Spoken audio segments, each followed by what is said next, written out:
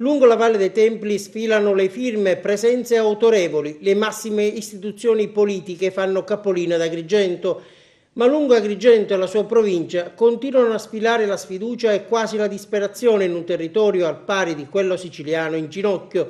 10 settembre di un anno fa, Tempio della Concordia, l'allora premier Matteo Renzi e l'attuale governatore della Sicilia Rosario Crocetta pongono le loro firme sul famigerato patto per il Sud. Il patto c'è, il Sud pure, tardano ad arrivare gli effetti. Appena l'altro ieri, niente firme, ma ai piedi delle sontuose colonne doriche arriva il capo dello Stato per la consegna del premio Pirandello in occasione delle celebrazioni in onore del drammaturgo. Ieri un altro momento certamente suggestivo, significativo, il territorio avrà benefici dalla sottoscrizione della dichiarazione di intenti per la collaborazione tra Italia e Libia anche in termini di prospettiva economica. Intanto è andato in scena un altro evento ad Agrigento suggellato da altre prestigiose firme. Da una parte il viceministro libico, dall'altra il ministro degli esteri della cooperazione internazionale Angelino Alfano.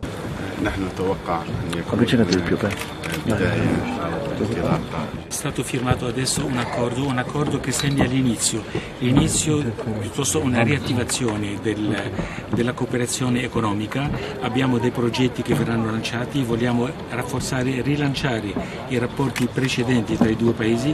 Abbiamo avviato questo cantiere alla luce degli accordi firmati a Bengasi nel 2008. Abbiamo altri progetti in divenire, come per esempio collaborazione a livello degli aeroporti, delle telecomunicazioni e delle infrastrutture.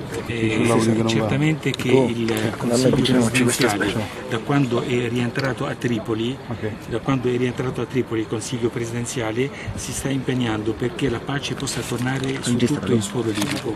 Ormai la fase degli scontri armati è terminata, abbiamo molti progetti in cantiere, la fase prossima non sarà più una fase di scontri militari, ma sarà una fase molto importante perché sarà un momento di ricostruzione e di sviluppo.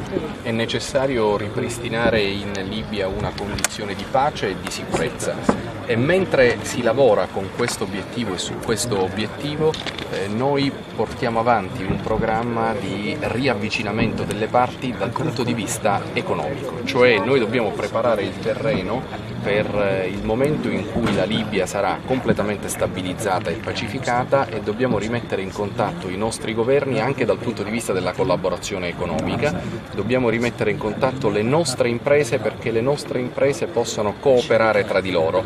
La dichiarazione di Agrigento, la dichiarazione di questa sera con il vice premier Maitig è la dichiarazione che segna la base su cui ricostruire un importante rapporto economico.